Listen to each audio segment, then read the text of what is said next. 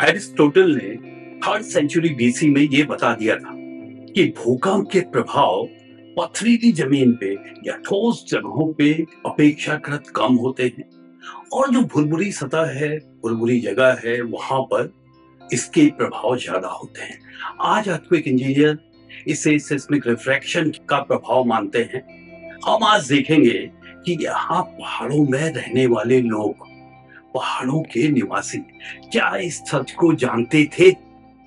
परंतु आगे बढ़ने से पहले आपसे वही पुरानी रिक्वेस्ट है कि चैनल को शेयर, सब्सक्राइब और लाइक जरूर करें। सच मानिए, आपके सपोर्ट के बिना इस चैनल को बहुत दिन चला पाना हमारे लिए संभव नहीं हो पाएगा।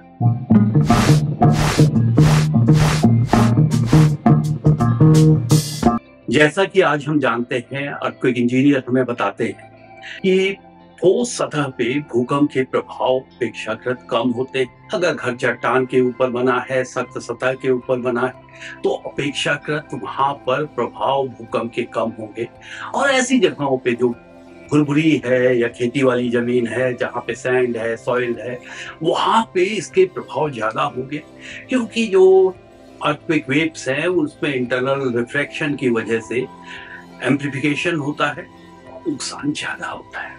और आप माने या ना माने, ये सब बातें एरिस्टोटल ने 3rd सेंचुरी बीसी में बता दी।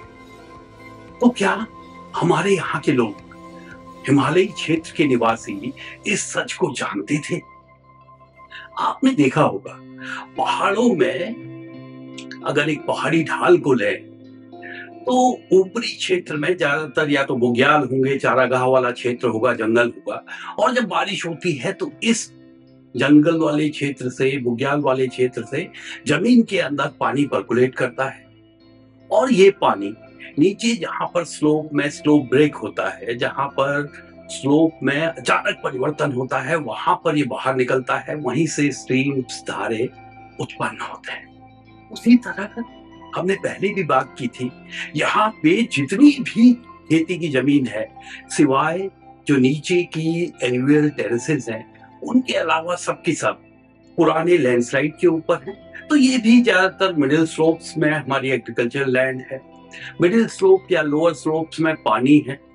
और यहाँ के लोग, आपने देखा होगा, ये खेती वाली जमीन के ऊपर नहीं बसते हैं, ये निचले स्लोप्स में नहीं बसते हैं, जबकि पानी और खेती वाली जमीन दोनों मिडिल स्लोप्स में या लोअर स्लोप में है।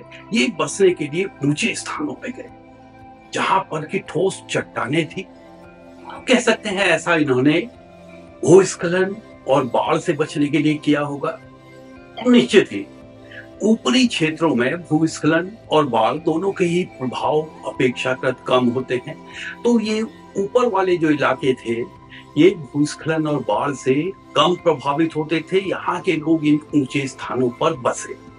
साथ ही ये लोग कभी भी खेते वाले टेरेसेस के ऊपर नहीं बसते थे, क्योंकि इन्होंने ही भूस्खलन होते देखा होगा। उस भूस्खलन के मलबे पर इन्होंने टेरेसेस बनाए होंगे, तो इनको मालूम था कि ये अस्थिर ग्राउंड है, ये अनस्टेबल लैंड है, दोबारा से रिएक्टिवेट हो सकती है, अतः ये ऊंचे स्थानों पे बसे। परंतु ऊंचे स्थानों पे बसने की वजह से इनको भूकंप से भी सुरक्षा मिली। हो सकता है ये लोग भी जानते हो, इन्होंने भी पता लगा लिया हो कि जो ठोस चट्टान वाले इलाके हैं वहां पर भूकंप का प्रभाव कम होगा। ऐसा न मानने के लिए कि ये लोग नहीं जानते थे, उसके लिए भी हमें कुछ ना कुछ शोध करना पड़ेगा। और सच मानिए, जो लोगों का परंपरागत ज्ञान है उस पर अभी तक हमने ठीक से शोध नहीं किया है। तो जरूरत है, जो अभी लोग स्टूडेंट्स काम कर रहे हैं आपदा प्रबंधन में, अर्थक्वेक सेफ हाउसिंग पे, वो इस तरफ ध्यान दें कि क्या हमारे लोग ये सब जानते थे। उसके प्रमाण निश्चित ही हमें कई अभिलेखों में मिल सकते हैं, जिसे ढूंढने की जरूरत है। और जब तक ऐसा नहीं होता, तब तक हमें ये मानते रहना चाहिए कि हमारे लोग भी जानते थे कि कहाँ पर भूकंप का खतरा ज्यादा है, कहाँ पे कम है, और वो सुरक्षित स्थानों पर बसते थे। उन्होंने जानबूझकर सुरक्षा के दृष्टिगत ऐसे स्थानों का चयन किया जो कि ऊंचे स्थानों पे थे।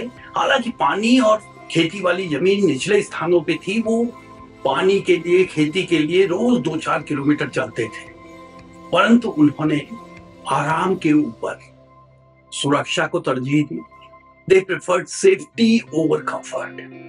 तो ये जानबूझ के लिया गया डिसीजन था, जिसने यहाँ के लोगों को भूकंप से बचाया, भूकंप से सुरक्षा दी।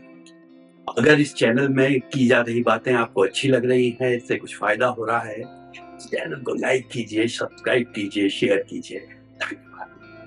नमस्कार।